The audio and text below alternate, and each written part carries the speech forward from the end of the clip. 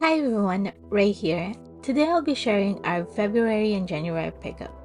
Some of these are pre-orders from awesome publisher like Limited Run Games, Playasia, and Premium Edition. I am also sneaking in some December pickups because I forgot to share it in the last video. If you haven't seen that video, I'll link it up above or down below. I forgot to share them because I was actively playing them, so I'll be sharing that in this video today. I have a lot of video games to share with you guys, from classic RPG, shooters, and indie games. We have a lot to go through, so let's get started. The first game is Case Code New Sign of Catastrophe on the Switch. This is developed by FK Digital and published by Arc System.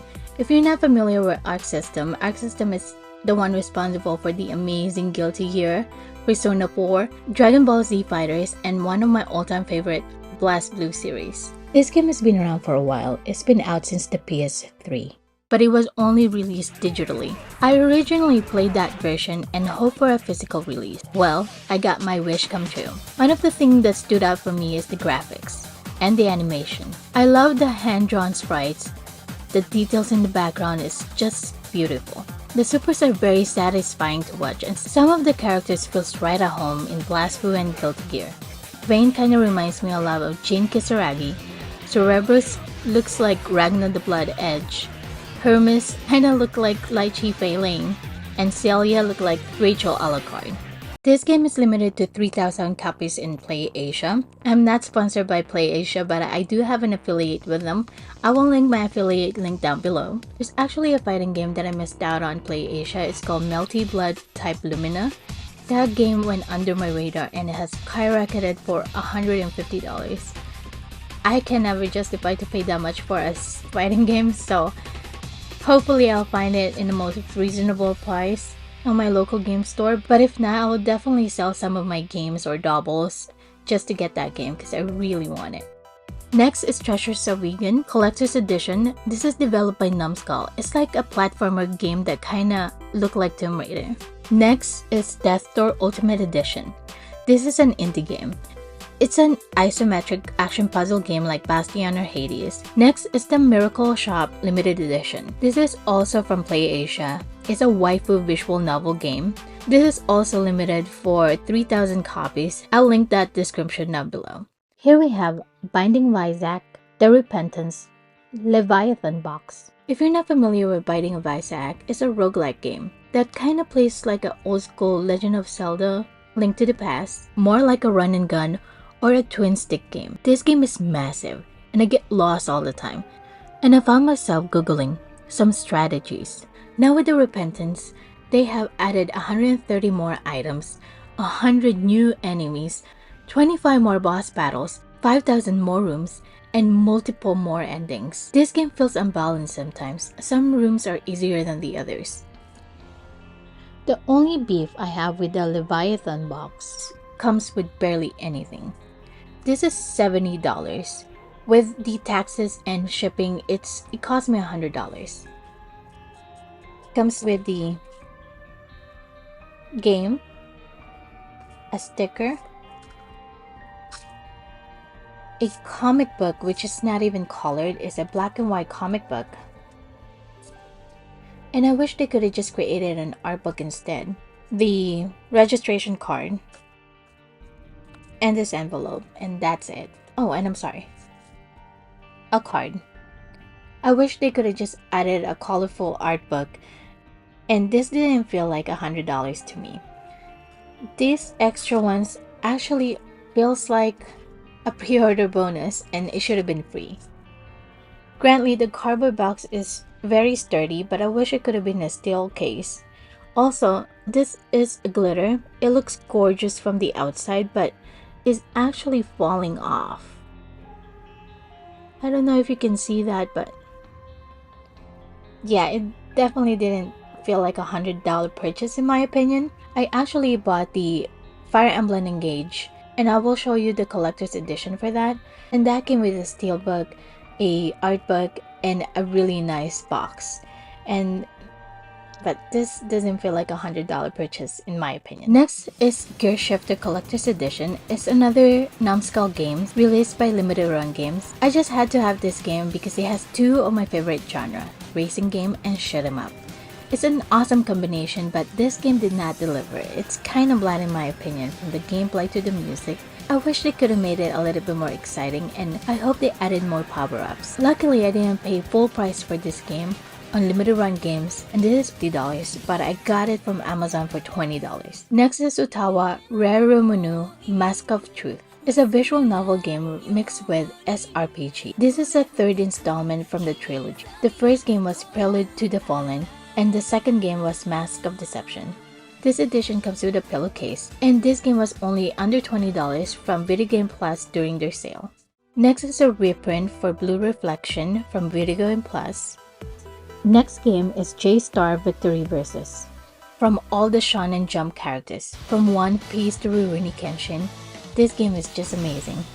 There are 39 characters to choose from, kinda plays like Power Stone with a Super Smash Bros. Element. The matches are pretty impressive, but the downside of this game is kinda dull on its story mode. I prefer the arcade mode and the versus mode, and it's more fun. I grew up with the Shonen Jump animation, and to see them all in one video game is just amazing for me.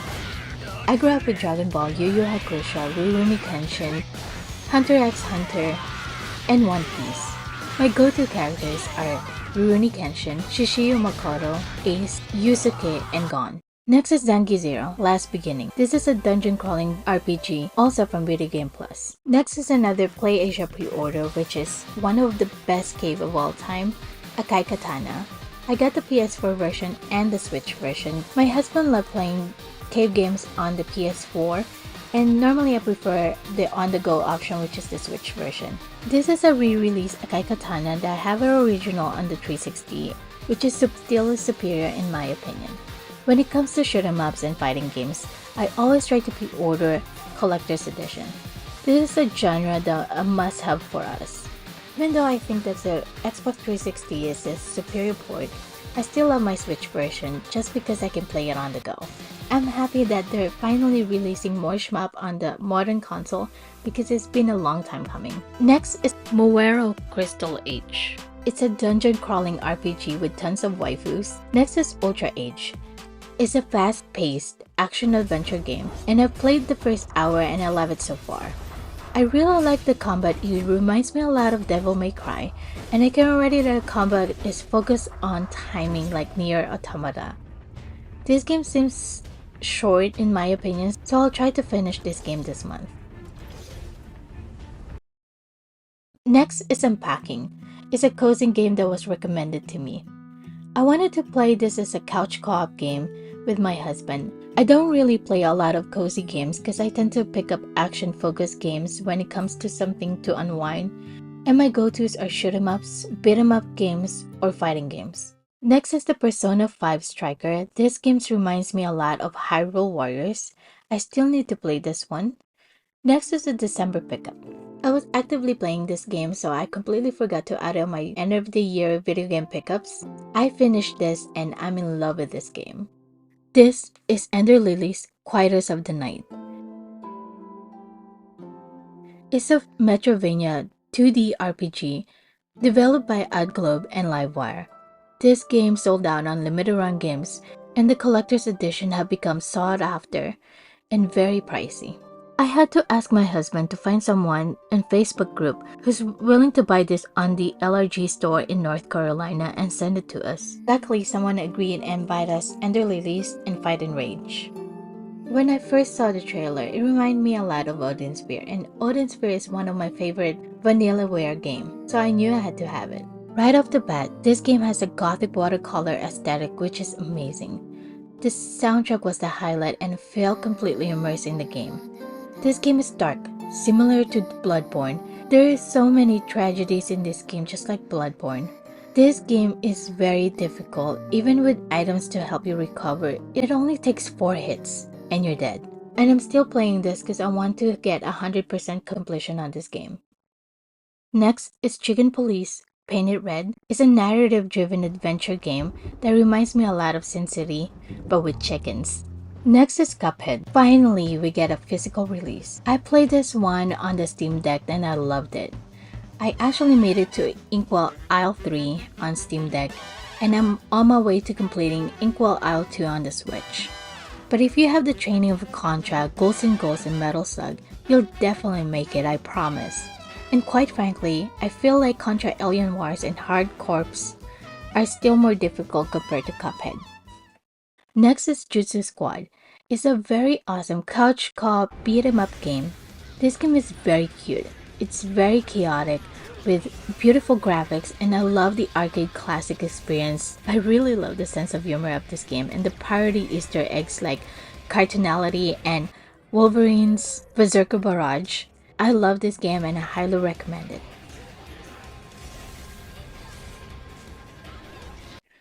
Next is Mighty Goose. It's a run and gun action platformer. It's very fun. If you love Metal Slug, this is a must-have game in my opinion. Just playing the first stage, you can already feel the Metal Slug inspiration. It even has War Machine. Next is Dragon Quest Treasures. It's a spin-off from Dragon Quest series.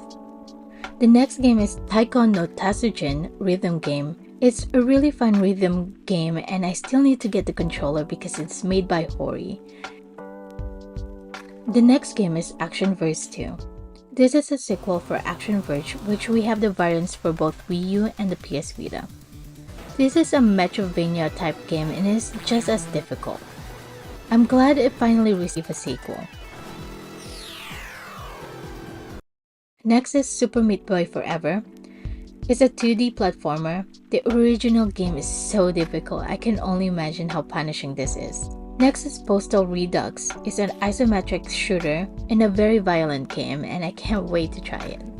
Next we have Outbound Ghost. It's an adventure RPG that kinda plays like Paper Mario. Next is Blazing Beaks, another run and gun shooter. If it's not obvious yet, I love my shooter games.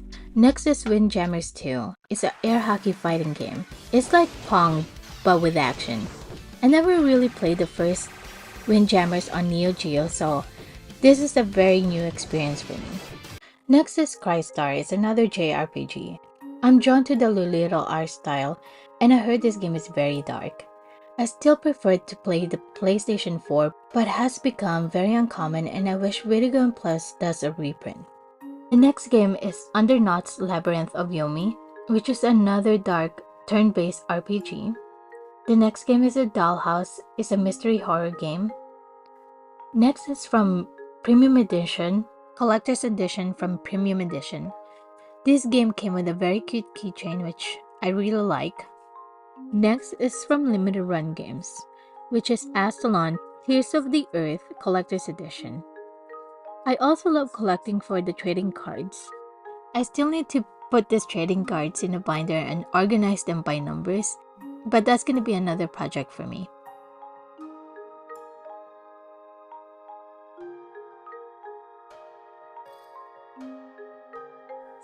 Then we have another Premium Edition Collector's Editions. First one is Pigeon Deaf Games, and the next one is A Robot Named Fight. I have played this last year on the original release and I love it. It's a Metroidvania and roguelike game. It has a lot of place to explore and never a dull moment. For that reason, I wanted to get the collector's edition and trade off my standard copy. Next is another awesome shoot 'em up, Raiden 30th Anniversary, Token Ranbu Warriors, Tactics Ogre Reborn Switch and PS5, Star Ocean Divine Force. Then we have Attack on Titan 2 Final Battle, PS4 and Switch. These are reprints from Video Game Plus. The Switch version is sold out, but the PS version is still available. Next is Dungeon Munchies. Next is the Fate Auxiliary Link. We decided to finally pick up this one. Next is Earth Defense Force Iron Rain. My husband and I just finished this game this week and I really love this series. And it's such a blast couch co-op game. In this game you fight giants, kaijus, aliens. It's just pure adrenaline fun. Last year we finished EDF 4.1, which have 98 campaigns, and this is an awesome spin-off from the series. I love the weapon selection, and the only complaint I have is it only has 52 campaigns. And some campaigns are extremely short, but we're going back to the first mission to get AA score on all the modes, and we're playing the PDF 5 pretty soon. Next is the Persona 5 Royale 1 More Edition. I was really let down by this collector's edition. It was hastily put together, and there's no sense of organization. This didn't feel like a genuine collector's edition. Compared to the Shin Megami Tensei 5, that collector's edition was well put together, in my opinion.